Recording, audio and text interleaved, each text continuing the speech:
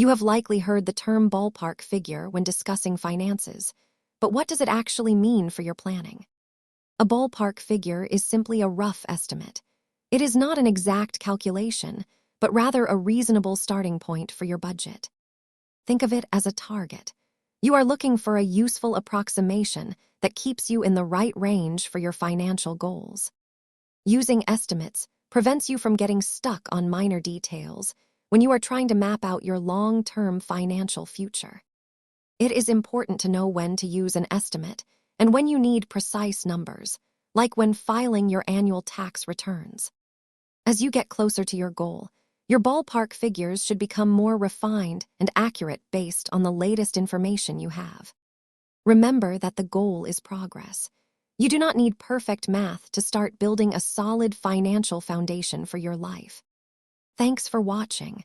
Use ballpark figures to get started and refine your numbers as you go. Subscribe for more money basics.